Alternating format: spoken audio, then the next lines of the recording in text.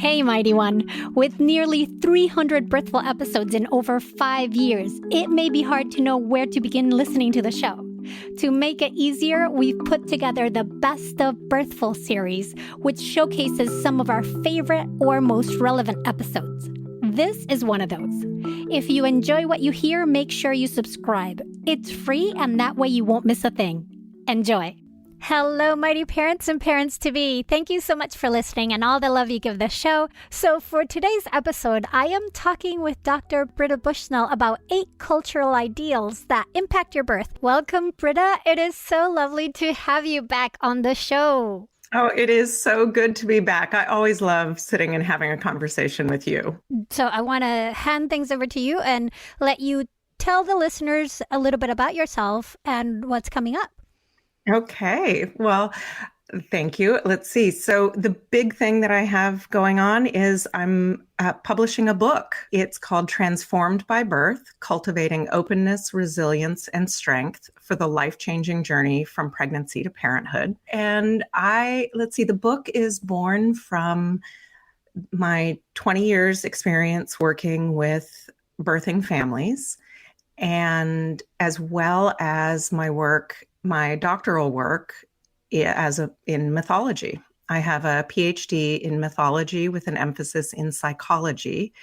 And my book is really looking at how we are transformed by the experience of becoming parents and by going through the process of birth, and looking at how there are these cultural myths or these societal myths, these ideals that influence how we birth. And I really use my book as a way to say, okay, there's a lot that we all need to know as human beings. And here's an opportunity when people are preparing for birth to learn some things, to unpack these ideals and say, oh, okay, how do I want to be in my life for birth, for parenthood, but also just for life in general?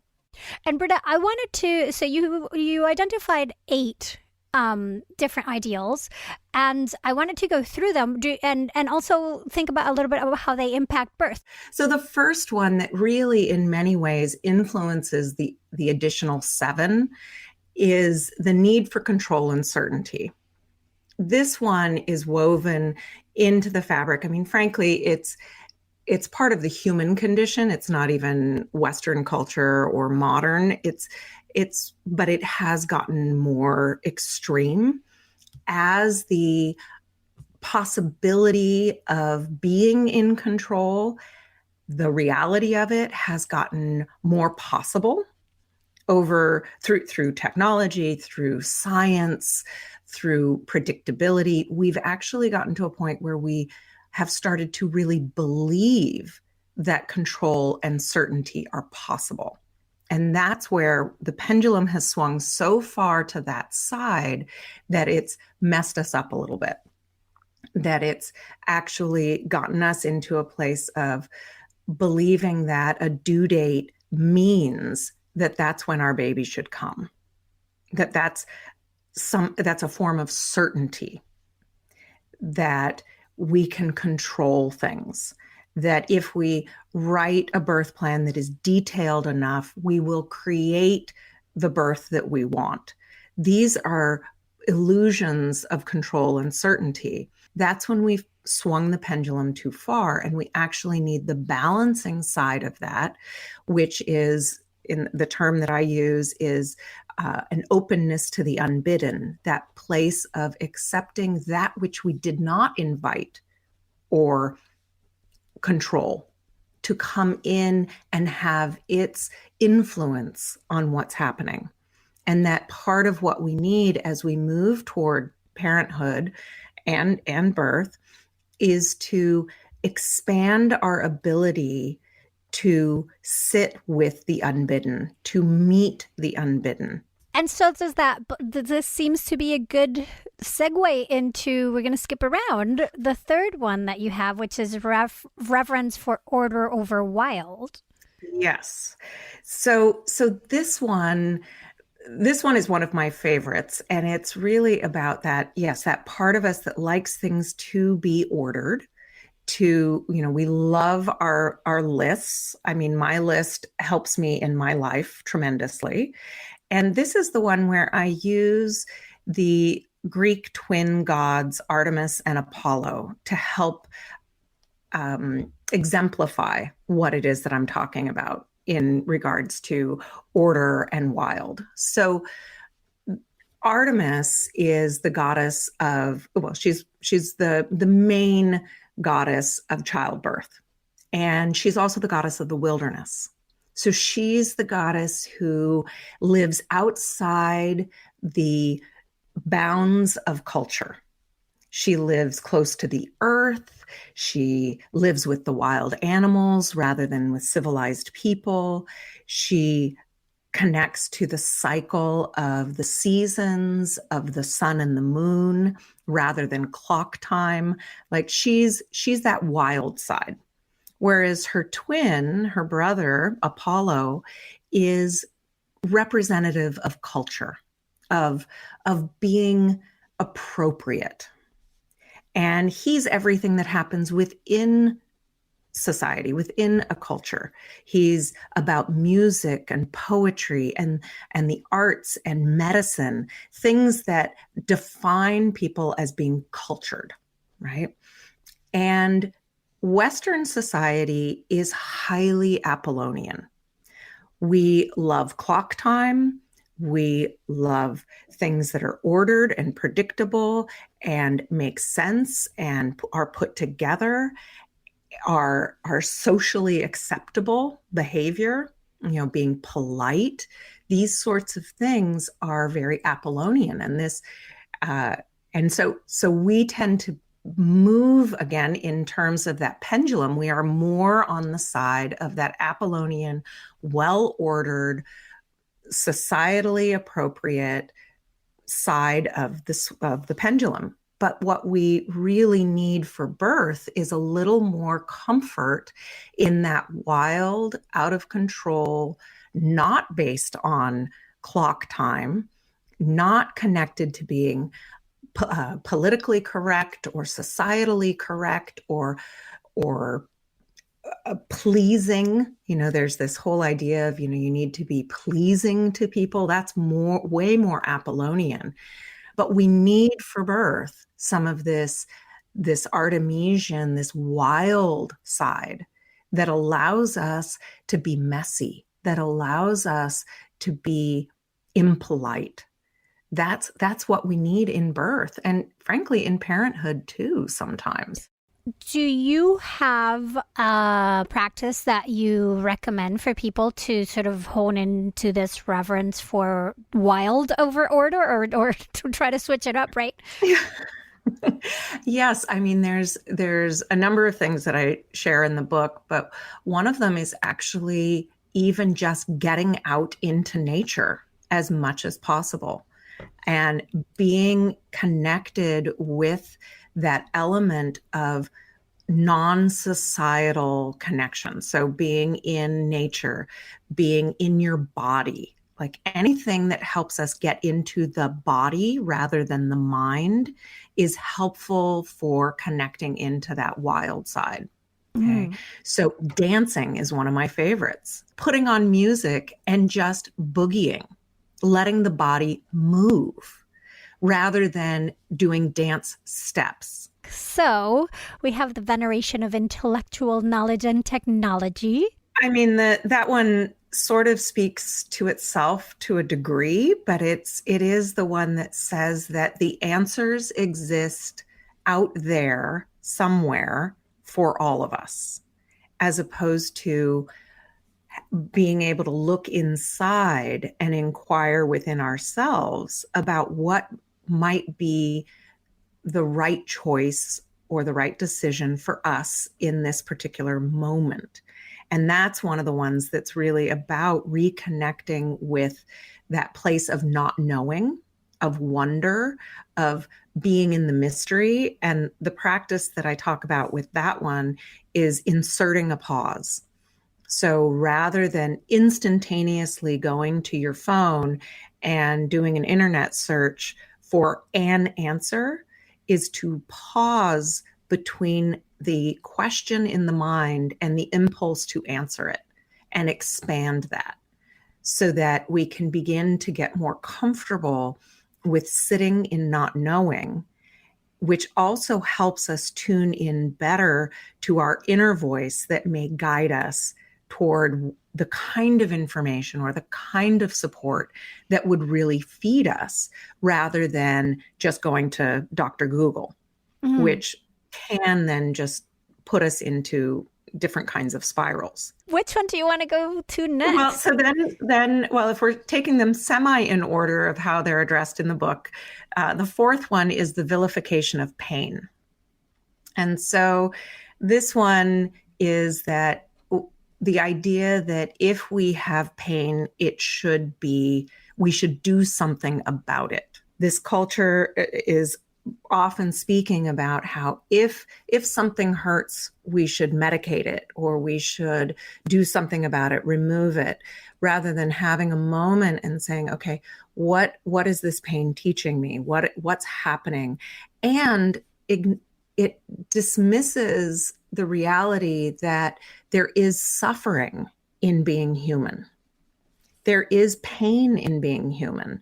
I mean, one of the noble truths that the Buddha identified is life is suffering, that there is going to be suffering. There's going to be upset and pain. And I'm not just even talking physical. I'm talking that there's going to be hardship. There's going to be things that hurt or are uncomfortable. And how can we, rather than try and remove all pain, how can we create some ways to be with ourselves even when there is pain? And that applies, of course, not only to childbirth and postpartum, but even to life. And it kind of reminds me, this is something I've been talking with other parents here in my community about lately as well, is this whole, along with the vilification of pain, we've got this glorification of happiness. And exactly. That should those are connected, completely connected. Yes, and yes. Our ideal is we need to be happy all the time. And that creates a lot of problems. It creates suffering. Yes. Yes. Absolutely. That's what I'm talking about here, is that this vilification of pain is saying, be happy, be happy, be happy, be, blissful birth. It's like, well, hang on a second. It's okay. Sometimes things that are worth doing require hard work. They require difficulty. Now, that's not always the case. I'm not somebody who says you have to suffer in order to change. No, I don't buy that either. But I don't buy that we should be wrapping up life in a bow, clapping our hands and saying, be happy, be happy, be happy. Like that, I think that's discrediting the truth of being in a human form. And in terms of the idea what to do, practice to mitigate this vilification of pain, did you have some suggestions? Yeah, well, this is the chapter where I go into a lot of pain supporting practices. And I'm starting to shift my language from the term coping to how do we flow? Because coping implies a doingness, like a gripping. And I think often when we are facing struggle or pain, we need to, instead of like gripping and getting in there and doing everything we can and coping, especially when we're talking about labor, is we need to allow. We need to flow. It's like, how do we get out of the way of the pain? How do we get out of the resistance of the pain and allow there to be like a flow with it? And so sharing practices where you can practice flowing with that, but also identifying where in your life and how in your life you already do that. One of the things that I think is really important in preparation for birth and new parenthood is not feeling like you have to go out there and learn a whole bunch of new things. It's more about identifying the ways you are already doing that in your life now, and then building those skills.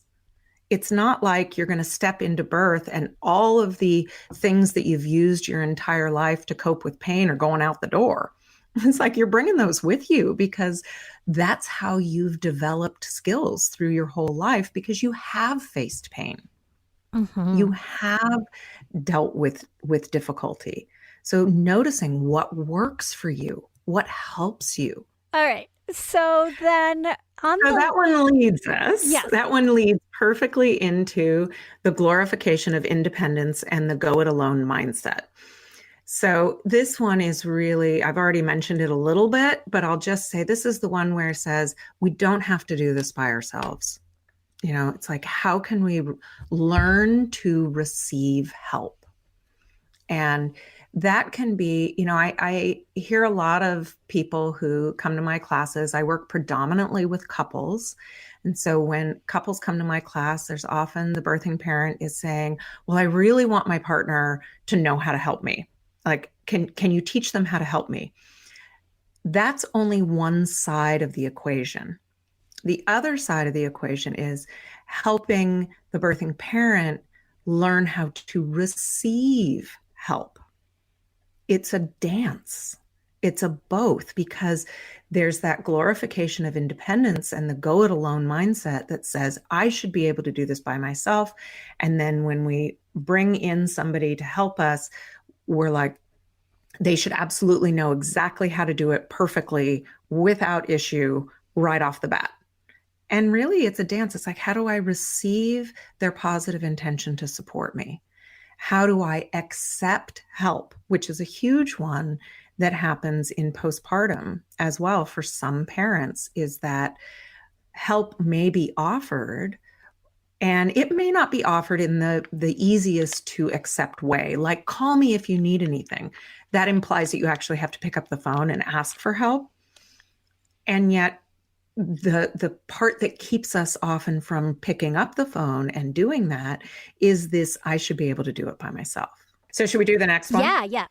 Okay, so the next one is the adherence to innocence. And this is that in some ways it's connected to the culture of youth, the idea of blamelessness, and this one is built in pretty strongly into US culture, especially this idea that we can do no wrong, and that we don't look back on our history culturally and say, wow, we did some wrong stuff, especially white culture. It's like you look at some other cultures. My husband's from South Africa, and how they went through the Truth and Reconciliation process after apartheid. And it's like the US has never done anything like that, because we wrap up and look at we're innocent. We didn't do any wrong. We didn't know any better. It's like, oh, there's kind of this blamelessness, and it's seeped into how we are as parents, as people in the world, in this idea of I don't need to know everything. I don't need to educate myself or advocate for myself. I'm going to just trust. Some of that really gets us into some trouble. And so can you speak a little bit more into how that shows up in birth, and how to counter it? Yeah. So that's, one of the ways that shows up is in the not willing to look at, back to the comment you made earlier about the happiness culture. It shows up in birth around the only positive birth stories, only let's only talk about what might happen that's positive. I don't want to read the chapter on cesareans. I don't want to talk about the things that could go wrong. I just want to focus only on exactly what I want to create and make happen. And would So that be go ahead. also would that also relate to the idea of like, no, I'm just gonna birth, yeah, like I trust my doctor, my provider, my midwife completely, Yep. and Yep. whatever they say, this is just that's what it must be. Absolutely. There's a a home birth version of it, and there's a hospital birth version of it, and everything in between. That is that innocence of I'm I'm just going to I gathered with some birth colleagues recently, and we were talking about how there is sometimes a desire to hire the doula, hire the particular midwife, have a particular kind of birth location in order to purchase the kind of birth they want. And that's not that's an innocent belief that isn't saying I might need to do the work. I might need to grow into this parent role, which requires a kind of maturity that is willing to look at the hard stuff, is willing to do some of the work themselves. So then the next one, denial of death. Yes, so the denial of death has both a real side and a symbolic side. So the real side is really looking at the truth that especially for uh, birthing parents of color, that there are some really horrific statistics out there, and for all of us, there is still some it used to be, especially less so now, but it used to be that the most dangerous thing that a woman could do was to give birth. That's not so much the case anymore for most of us, but we do need to be willing to look at some of that side of mortality, and be willing to face some of that. And that stress and anxiety that is brought up in pregnancy is often connected to that. And it's also connected to the symbolic death, which is the one that I go into much more fully in the book, which is about the death of identity, the death of the capital S self. Because when we go through such a transformative experience as becoming a parent, a part of us dies. And then the last one that I address in the book is the quest for perfection and exceptionalism. And this one also kind of connects back, or in some ways is very kind of two sides of the same coin, of the control uncertainty. The idea that perfection exists, that there is an ideal way that something should look, be, behave, and that it's that only things that are perfect have value. And in reality, imperfection teaches us a whole lot. And we learning to embrace the imperfections in our lives is key to growth and continuing and moving forward. And the exceptionalism piece is that piece that can actually tend to fuel what are sometimes dubbed mommy wars, which is that idea that I know the best way, being exceptional, and I need to export that to other countries, to other parents on the playground, to other birth professionals. It's like, this is the way. You have to do it my way. You have to do it the way I see is best. And that's the piece that exceptionalism is sort of perfectionism exported, right? It's like moving it out there to other people. And these get us into trouble, and they keep us from connecting. And to unhook from that perfectionism and accept and open to enoughness to mediocrity, to it's okay to fall down. That is part of what is the medicine we need in our culture right now. Of course. And there's no such thing necessarily as failing. Like Right. you just didn't get it right that time. Right. And we can learn a lot from our babies that way when they are learning to walk or learning to crawl, of like how many times do they attempt it before they actually get it. And it's just, it's like, oh, I fell, I can't try this again ever again. I'm done. I could not do it. Right. It's like none of us would ever walk if that was the case. Failure is just an attempt that didn't work out. Mm-hmm.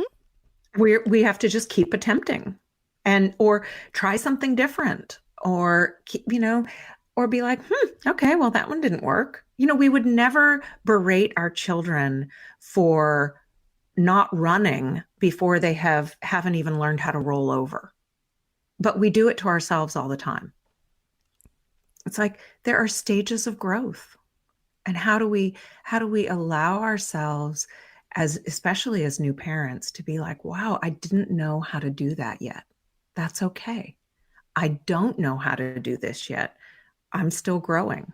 Oh, and it's so incredibly important to realize these ideals that we hold and to what extent we hold them, because we all do. Like, I'm reading through this and I'm like, yep. Perfection. And how that does affect how we birth, affect how we parent, affect how we live, and how really, these are the things we deal with on a daily basis. The problem is, or the situation is, that birth brings you that change, transformation from being an individual to becoming a parent, brings you face to face with all of these so hard. Well said. Right. Yes. So that if you're not ready for it, oh my goodness, that's where we damage ourselves. So I would so appreciate. Yeah. And that's what makes me so excited, because I get super excited about this opportunity that birth and new parenthood offers us to face these things in our lives. It is such a huge opportunity for growth. And that makes me excited. Oh, you and me both. Like the wonders of transformation that are available in birth, it's actually a gift, right? When we realize it, that it's not, right. It is about having a baby, but it's so much more than having a baby in terms of our life journeys.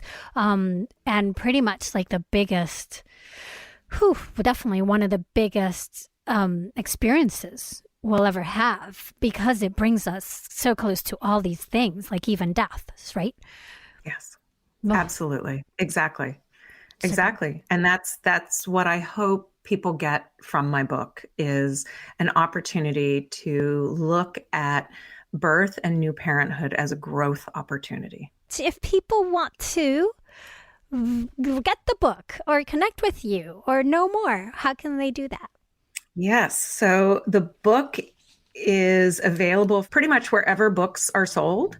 And it's called Transformed by Birth by Britta Bushnel. That's me.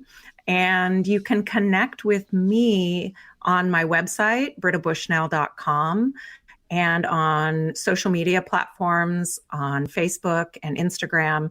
Britta Bushnel PhD is my, I guess they call it a handle, right? Your social media handle. I guess I call it a handle. I guess so. I don't know, something like that. And I also have a community on Facebook that's called Transformed by Birth Community, which is a private group. So people can join that as well. You've been listening to a Best of Birthful episode. To listen to the original longer version of this episode, click on the link in the show notes. And there are many more where this came from. Look for episodes with the words Best of Birthful in the title to continue your deep dive to inform your intuition. You can find the in-depth show notes for this episode at birthful.com. You can also connect with us directly on Instagram. We're at Birthful Podcast. Birthful was created by me, Adriana Lozada, and is a production of Lantigua Williams & Co. The show's senior producer is Paulina Velasco. Virginia Lora is the managing producer. Cedric Wilson is our lead producer. Ali Kiltz contributed to the production of the Best of Birthful series. Thank you for listening to and sharing Birthful. Be sure to subscribe on Apple Podcasts, Amazon Music, Spotify, and everywhere you listen. Come back every week for more ways to inform your intuition.